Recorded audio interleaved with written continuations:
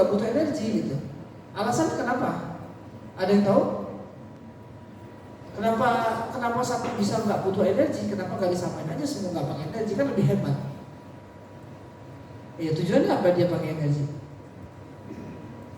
Tujuannya adalah kalau dia ingin mentransport suatu zat melawan gradien konsentrasi, dia butuh energi. Atau mentransport zat dalam jumlah yang sangat besar, dia butuh energi.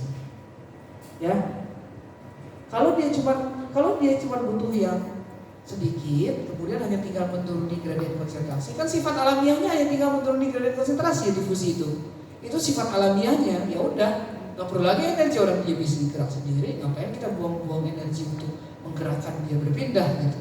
Ya, pada dasarnya difusi terjadi tanpa energi.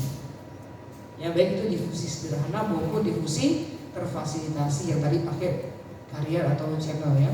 Kalau difusi sederhana dia difusi langsung, nggak pakai channel kayak air tadi atau oksigen, dia difusi sederhana ya, langsung nembus membran. Kalau butuh protein namanya difusi terfasilitasi.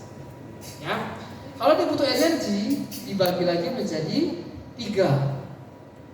Ya, kalau dia butuh energi dibagi menjadi 3. Ada yang namanya endositosis, eksositosis, dan fagositosis. Ini adalah proses transport yang membutuhkan energi. Kalau kita butuh transport dalam jumlah yang besar, ya, kalau kita butuh sekali banyak mau transport, kita pakai endositosis, eksositosis, atau fagositosis.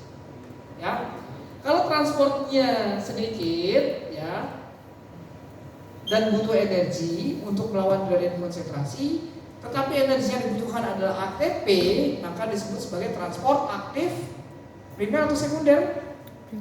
ATP tadi primer. Transport aktif primer kalau dia butuh ATP.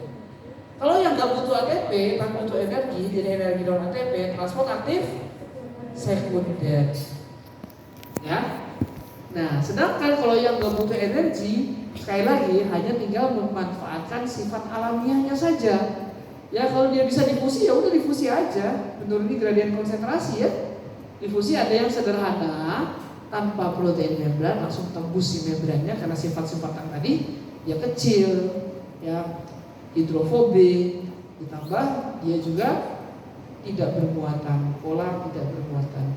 Sedangkan kalau dia di luar itu dia butuh protein karier tadi, protein-protein yang membantu atau protein channel yang membantu mentransport, yang disebut sebagai difusi terfasilitasi. Ya, gitu ya. Jelas ya bagian klasifikasinya ya si transporter ini. Oke. Nah, kita masuk lagi ke difusi. Apa itu difusi? Apa itu difusi? Proses berpindahan zat dari apa yang tinggi, konsentrasi tinggi ke konsentrasi yang rendah. Bisa melewati suatu membran atau tidak melewati suatu membran, bisa juga. Tapi kalau tidak bicara soal transport membran, berarti harus melewati membran. Nah, dalam proses difusi ini juga ada faktor-faktor yang mempengaruhi kecepatannya, bagaimana suatu zat itu bisa berdifusi. Jadi difusi suatu zat itu ada yang lama banget, ada yang cepat banget. Itu dipengaruhi oleh berbagai macam faktor. Ya, kecepatan difusi dipengaruhi oleh berbagai macam faktor. Di antaranya ini ada hukum yang namanya difusi Bapak Fick ya. Bapak Fick menentukan beberapa faktor yang bisa mempengaruhi kecepatan difusi. Disebut sebagai hukum difusi Fick. Ya, faktornya diantaranya adalah yang pertama adalah gradien konsentrasi. Faktor yang pertama yang mempengaruhi kecepatan difusi atau laju difusi adalah gradien konsentrasi. Yang kedua adalah ketebalan membran. Ya. Yang ketiga adalah ukuran molekul, ukuran zatnya atau berat molekul. Berbanding lurus ya, semakin besar suatu ukuran molekul maka beratnya semakin besar juga, semakin berat ya. Oke. Kemudian ada juga bagaimana dia sifat kelarutannya terhadap lemak. Semakin dia mudah larut, dia semakin cepat difusinya. Kemudian luas permukaan area difusi. Dan yang terakhir adalah komposisi dari lipid bilayer.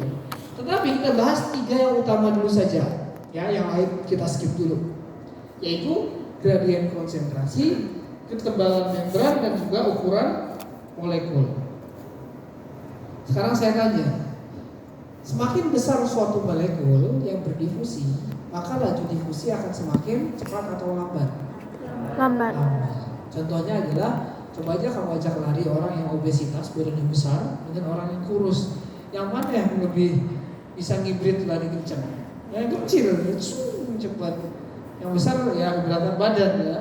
Oke, jadi semakin besar suatu molekul atau semakin berat suatu molekul, maka laju difusinya semakin lambat. Yang kedua adalah ketebalan membran. Semakin tebal suatu membran difusi, maka laju difusinya semakin. Ayo contoh, kamu harus berdifusi dari kelas ini ke kelas sebelah. Yang satu, kamu melewati dinding ya setebal 1 meter. Yang kedua, dindingnya 1 kilometer tebal. Yang mana yang cepat kamu sampai ke kelas sebelah? Hah? Yang cuma 1 meter. Artinya semakin tebal membran difusinya, laju difusi semakin lambat. Ya, bisa ya dilogikakan ya. Nggak perlu dihafal, dilogikakan saja. Ya. Yang terakhir adalah gradien konsentrasi. Semakin besar gradien konsentrasi, maka kecepatan difusi semakin cepat atau lambat. Gradien konsentrasi itu apa? Selisih ya. Selisih konsentrasinya ya. Misalnya satu keadaan di sini ruangan ada 20 mahasiswa. Oke, di ruangan sebelah ada 15 mahasiswa. Ya, kamu harus berdifusi dari 20 ke 15. Oke, itu case yang pertama.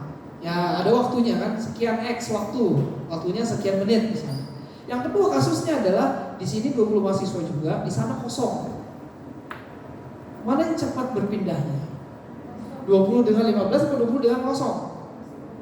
20 dengan kosong. Artinya gradien konsentrasi mana yang besar? 20 kosong atau 20 15? 20 kosong. Selisihnya 20. Kalau 20 15 selisihnya 5. Kamu harus geser, saya mau masuk. Ya, baru dia bisa masuk pelan-pelan. Jadi semakin tinggi gradien konsentrasi, maka laju difusi semakin cepat. Jadi lihat aja selisihnya mana nih. Konsentrasi A misalnya, ini larutannya sama, berat molekulnya sama, ketebalan difusinya sama. Kita lihat aja selisihnya mana nih yang paling besar, dia yang cepat difusinya. Oke, clear ya? Oke. Lanjut, ini gambar dari difusi terfasilitasi. Ya, kalau lihat dari sini ini carrier apa channel? Apa? Carrier. Dia bisa ya, bedakan carrier dengan channel ya. Dia berubah konformasi dulu. Ini contoh dari GLUT atau glucose transporter. Ya, carrier. Contoh dari carrier itu GLUT. Contohnya gini, ini ada glukosa misalnya ya. Glukosa. Dia mau masuk ya ke cairan intrasel. Caranya dia berikatan dulu dengan binding site-nya, ya sisi berikatan dengan reseptornya, baru nanti dia berubah konformasi. Daerah bukaannya awalnya ke arah ekstraseluler, ya sekarang bagian bukaannya di intraseluler sehingga glukosanya bisa berpindah secara difusi. Pakai energi nggak? Pakai energi nggak ini? Pakai. Enggak. Ini uniporter atau simporter apa antiporter? Uni. Berapa zat yang dipindahkan? Satu. Kok satu? Uni. Nggak usah bingung-bingung. Ya? Uniporter ini. Oke, berikutnya kita bicara soal osmosis sekarang. Apa bedanya osmosis sama difusi? Apa persamaannya osmosis dan difusi? Persamaannya dulu deh. Apa persamaan osmosis sama dengan difusi? Sama-sama perpindahan suatu zat dari konsentrasi tinggi ke konsentrasi yang rendah, sama. Ya, cuma yang membedakan apa? Difusi cenderung ke zat terlarut, sedangkan osmosis adalah pelarutnya yang pindah. Ya, jadi dalam suatu larutan itu kan terdiri dari pelarut dan zat terlarut ya. Yang mana yang pindah nih? Kalau yang pindah zat terlarut namanya difusi. Kalau yang berpindah pelarut namanya osmosis. Dalam hal ini kalau kita bicara soal fungsi sel, zat pelarutnya adalah air. Ya, coba lihat di sini. Ya, jadi osmosis adalah perpindahan atau difusi. Osmosis adalah difusi, tapi difusi dari pelarut. Ya, difusi dari air menuruni gradien konsentrasi. Lihat contohnya. Ini kita punya tabung yang tersambung seperti ini dan dibatasi oleh suatu membran. Tapi membran ini hanya permeabel terhadap air. Ya, kita buat konsentrasi di tabung A, ya lengan A, ini konsentrasinya lebih rendah dibandingkan dengan B. Kenapa bisa lebih rendah? Bisa lihat dari gambarnya ya. Zat terlarutnya lebih sedikit, 1, 2, 3, 4, 5, 6, 7 molekul misalnya. Ya, sedangkan yang di kanan ada sekitar 20 lah. Katakanlah 20 molekul. Artinya konsentrasi di A dengan B yang mana yang lebih tinggi? Konsentrasi zat terlarutnya? Yang B. Tapi konsentrasi airnya yang mana lebih tinggi, A atau B? A. Bisa bedain ya. Konsentrasi air dan konsentrasi zat terlarut itu berbeda konsentrasinya antara A dan B. Lihat. Airnya, artinya air ini ya, yang bukan bulat-bulat ini. Ya, space-nya. Space-nya yang A dengan B mana yang lebih besar? Yang A, artinya konsentrasi air yang A lebih besar dibandingkan konsentrasi air yang B. Sehingga dalam kondisi ini air akan berpindah enggak? Akan berdifusi enggak? Iya, karena membrannya memungkinkan air untuk berpindah. Berpindah dari mana? Dari A ke B atau B ke A airnya?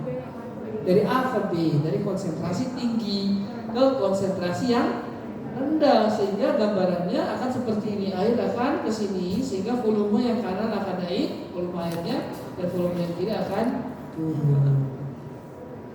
Ya, jelas ya peristiwa osmosisnya kelihatan. Kalau air yang pindah namanya osmosis. Pertanyaan berikutnya, sampai kapan airnya pindah? Sampai habis atau sampai kapan?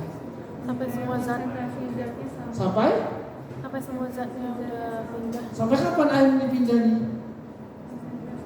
Ya kan ini dari sini dia pindah ke sana sampai ini ya. Sampai kapan air ini berhenti untuk berpindah? Sampai mencapai equilibrium atau kesetimbangan. Ya, kesetimbangan dapat dari mana? Kesetimbangan antara pergerakan osmosis air dengan gaya osmotik. Ya, keseimbangan antara kan air bergerak ya, ada gayanya ya air di sini ya. Arah osmosisnya kan ke sana. Ya. Kemudian ada gaya yang menghentikannya juga.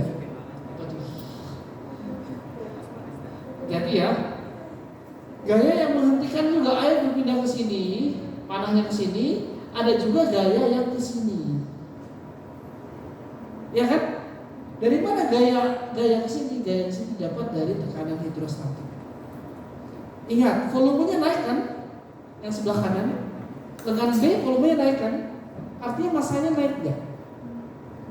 Masanya naik enggak? Volumenya naik, masanya naik enggak? Berarti naik enggak? Naik. Artinya gaya tekan dia ke bawah naik enggak?